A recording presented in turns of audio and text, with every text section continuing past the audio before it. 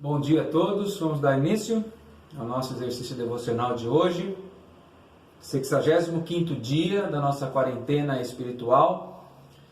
Hoje é quarta-feira, 3 de junho de 2020, estamos aqui com a nossa família para juntos fazermos o nosso culto doméstico, nosso exercício devocional diário. Vamos orar dando início então? Senhor nosso Deus, cuida das nossas vidas nesse momento, prepara os nossos corações, nossa mente, para estudarmos as coisas concernentes ao Teu reino, ao Senhor, e assim aplicarmos nas nossas vidas, naquilo que será importante na nossa carreira cristã, aquela que o Senhor tem proposto ao nosso coração quando nos vivificou. E nós queremos humildemente estar na Tua presença. Para isso, fale conosco, ó Deus. Nos conduza, no nome de Jesus. Amém. Amém. Nós acabamos ontem de tratar sobre o assunto da mordomia cristã. E vamos iniciar um novo tema. Está aí na tela, símbolos de fé reformada. Acho interessante porque nesses dias difíceis que vivemos, é importante nós nos lembrarmos o que nós confessamos, se porventura temos sido tentados a esquecer.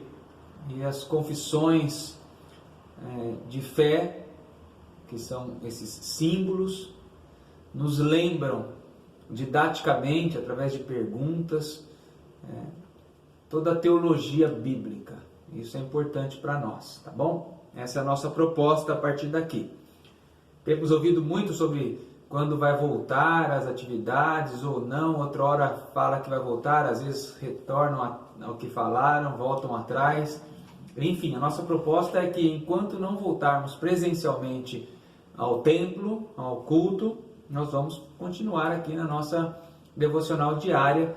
Quero crer que para muitos tem sido importante, pelo menos para nós aqui tem sido. Tá bom? Vamos lá, uma introdução nesse primeiro dia. Depois nós vamos ter muito tempo para tratar ainda sobre os símbolos de fé reformada, ou da fé reformada. A reforma protestante, declarada por Lutero em 1517, foi combatida pelo catolicismo romano. Obviamente isso iria acontecer, porque Lutero acaba expondo todos os erros, ou grande parte dos erros que a igreja chamada de cristã, que tinha como nome Igreja Católica Apostólica Romana, estava cometendo, deixando a Bíblia de lado, e porque se aliançou com o Estado, dentre outras coisas, em busca de poder, acabou se afastando, e como a Bíblia não era divulgada, nem permitida que fosse lida naquele momento pelos fiéis, eles acreditavam simplesmente no que a liderança da igreja dizia, e essa já estava há muito tempo distante da palavra de Deus. Lutero, então, com o auxílio de pré-reformadores, muitos até que morreram nesse propósito, mas declarou em 1517 a reforma. A partir de agora nós vamos mudar o rumo e voltarmos para a Bíblia. Então, quando você ouvir falar de reforma, volta às Escrituras, tá bom? Por que isso foi importante?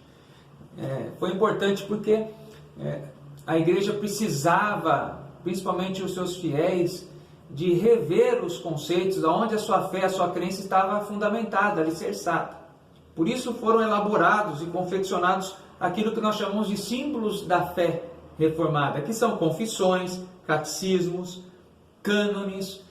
Cânones, a palavra vem de cana, era um instrumento de medição, então a medida da justiça real de Deus, fundamentada na palavra. Então foram nas devidas exigências das suas épocas, por isso algumas delas são pequenas, porque era exigido um assunto específico, ou alguns poucos assuntos para aquele momento.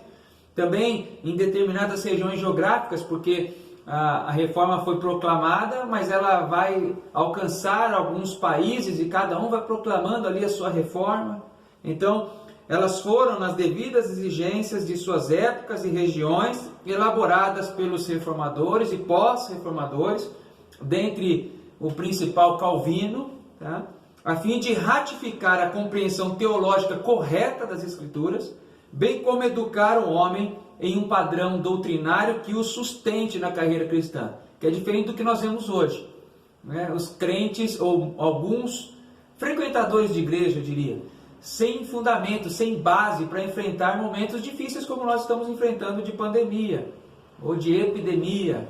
Alguns eu ouço dizer que é o próprio diabo quem está mandando a epidemia. Bom, tudo só acontece dentro do que Deus desejar, dentro do que Deus permitir ou até mandar. Aliás, para tirar o povo do Egito, foi Deus mesmo que mandou as pragas. Então, falta base bíblica, falta fundamento bíblico, teológico, de que Deus comanda tudo, por exemplo, até as ações do diabo. E comanda, e faz com que ele execute. Essa é a ideia. É mais do que uma permissividade, é ordem de Deus. Então, quando falta isso, as pessoas ficam com medo, ansiosas. O que será que vai acontecer? Porque não tem base teológica na Bíblia, na Bíblia. Isso que os reformadores queriam trazer, cada um no seu país, com as suas peculiaridades. Por isso existem alguns símbolos que foram abraçados por toda a fé reformada, tá bom? Então, após a reforma de 1517, Calvino passa a sistematizar aquelas que seriam a teologia reformada, que seriam inseridas nas igrejas da reforma, mesmo que a maioria delas hoje já tenham abandonado os princípios reformadores. Infelizmente são poucas as igrejas, não é só a presbiteriana do Brasil, mas são poucas as igrejas no Brasil que são reformadas. Haja visto a falta da celebração no dia 31 de outubro, que é comemorado o dia da reforma protestante. Tem igrejas tidas como evangélicas que nem sabem o que significa isso. Por quê? Porque a Bíblia já não é o único livro de regra de fé e prática. Elas até aceitam a Bíblia, mas a Bíblia é equiparada com visões, com revelações, com sonhos de novos profetas, novos apóstolos, que nem existem na verdade. Mas Deus falou comigo num sonho, Deus falou comigo de forma diferente. Então tenha isso como um sonho, tenha isso como uma experiência pessoal, mas não entenda que isso agora virou doutrina, que isso agora virou uma nova teologia. Isso foi uma experiência pessoal sua com Deus, tomara tenha servido para alguma coisa, mas não para definir uma nova linha teológica. Então é isso que nós estamos tratando, e para isso foram elaboradas confissões,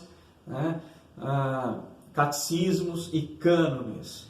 Mesmo que a maioria delas tenha abandonado os princípios reformadores, atestados nas confissões, seja qual for o motivo, a Igreja Presbiteriana do Brasil continua fiel apenas às Escrituras. Ela é a base, a única regra, a única de fé e de prática, ou seja, para eu crer e para eu praticar, tá bom? 4 confissões reformadas são aceitas pelos reformadores, pelo menos pela Igreja Presbiteriana do Brasil. A confissão belga, que nós vamos estudar a partir de hoje, ela foi elaborada lá na Holanda em 1561, ela é pequena, tem 39 artigos apenas, e é propícia para aquele momento, mas vai falar sobre Deus, sobre Jesus, enfim, vai mostrar ali a teologia na prática. O Catecismo de Heidelberg foi confeccionado, elaborado lá na Alemanha, um pouquinho depois, 1563. Esse catecismo é legal porque ele tem 52 partes, porque são 52 domingos no ano. Então foi elaborado para que fosse estudado por domingo, e o ano inteiro estudando o catecismo. Mais para frente, quem sabe a gente pega ele também, mas ele é bem maior do que a confissão belga, Os cânones de Dort foram elaborados lá na Holanda em 1618, 1619, especialmente, dentre outros assuntos, é claro, especialmente porque surgiu a controvérsia arminiana. O que é isso? Contra a questão com relação à predestinação, que Calvino já havia fundamentado na Bíblia.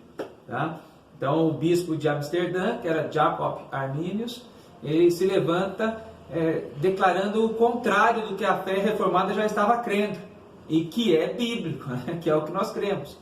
que Deus elegeu aqueles sem presciência de quem seria bom ou mal. Em Romanos 9 nos diz isso, quando diz que Esaú e Jacó não tinham praticado nem bem nem mal para que fosse selada a eleição sobre eles. Mas Armínios achou que Deus não poderia ser injusto, achando que isso fosse injustiça, né? Então ele diz que não, que Deus viu quem seria bom na sua presciência, então ele elege os que seriam bons. Bom, aí é mérito humano a salvação. Então, salvação meritória, a suficiência do sacrifício de Jesus na cruz, os méritos de Cristo são depreciados. Por isso, Armínios é tirado, então, a doutrina arminiana é tirada da reforma, por isso as igrejas arminianas não celebram a reforma, porque já não tem nada mais a ver com os princípios reformados. Tá? E tem a confissão de fé de Westminster, aquela que nós temos mais adotado, até porque ela vem bem depois, fechando todas as arestas, compondo de forma mais abrangente. As outras vocês vão ver que são menores, a de Westminster é bem grande, abraçando tudo o que poderia ter ficado algumas arestas aí atrás. Tá? Mas, proclamada na Inglaterra, 1647, mas eu queria hoje, com uma mera introdução, é claro, né, falar um pouquinho sobre a confissão belga, 39 artigos, né? Embora tenha esse nome belga, de Bélgica, na verdade é a confissão, a reforma da Holanda, e depois que a Bélgica vai realmente assumir o papel da Bélgica, antes era só a Holanda, tá? Só o artigo 1 hoje, que fala sobre o único Deus, porque outros deuses já estavam sendo venerados, por exemplo, o próprio Papa, né? Enfim, os líderes aí, os imperadores, e essa confissão precisava declarar que existe um único Deus. Então, diz o artigo 1 dos 39 da confissão belga: todos nós cremos com o coração e confessamos com a boca. Então é preciso crer com o coração e confessar, expor isso também, não meramente verbalmente, melhor dizendo, não verbalmente apenas, mas de fato, vivendo. É isso que é confessar com a boca, que há um só Deus. Não, alguém pode dizer, eu creio que há um só Deus, e não crê. Não é simplesmente falar, mas externar com a vida essa crença que está no coração, da onde sai a motivação nossa, né? Que Deus é um ser espiritual, único, eterno, incompreensível, invisível, imutável, guarde aí que eu grifei imutável, guarde, imutável, infinito, todo-poderoso, totalmente sábio, justo e bom, e uma fonte transbordante de todo bem. Se você pudesse definir o que é Deus na sua vida, geralmente alguém diria assim: Deus é tudo. Tudo bem, é uma forma de expressar o quanto você admira o teu Deus, mas, por exemplo, que tal você declarar como a confissão belga no seu primeiro artigo, dessa forma bonita, né, sobre Deus? Romanos 10:10, porque com o coração se crê para a justiça e com a boca se confessa a respeito da salvação. É aquilo que nós falamos, crer no coração e confessar com a boca. Você vê que as confissões, diferentemente de Armínios, as confissões são todas fundamentadas na Bíblia, não do que eu acho que Deus pensa, mas do que está na palavra de Deus. Não o que eu acho que Deus é, mas o que Ele é verdadeiramente. Ele, por exemplo, é o único Deus. Ele vai ler para nós Deuteronômio 6:4 e 1 Timóteo 2:5. Ouve, Israel, o Senhor nosso Deus é o único Senhor. E 1 Timóteo 2:5. 1 Timóteo.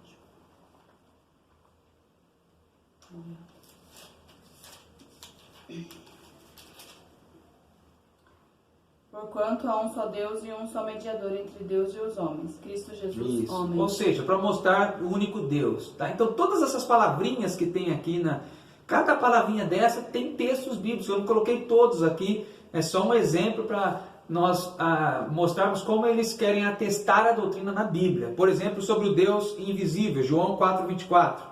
Deus é espírito e importa que os seus adoradores o adorem em espírito e em verdade. Ou seja, ele é espírito, ele é invisível, nós precisamos adorar dessa forma. Tá? Salmo 92, a eternidade de Deus. Antes que os montes nascessem e se formassem a terra e o mundo, de eternidade a eternidade, tu és Deus. Isso. Enfim, tem outros textos aqui, não são só esses, tem vários, tá? Mas um que é fundamental, que fala sobre o nosso Deus, e nós podemos declarar isso em cântico, é o que está em Romanos 11, 33 a 36, que diz: ó profundidade da riqueza, da sabedoria, do conhecimento de Deus, quão insondáveis seus juízos, inescrutáveis seus caminhos, quem conheceu a mente do nosso Senhor? Quem primeiro deu a ele e depois recebeu? Porque dele, por ele, para ele são todas as coisas. Depois tem um contracanto, eu não pus aqui, mas é só glória, e nós vamos cantar, os irmãos vão poder cantar conosco.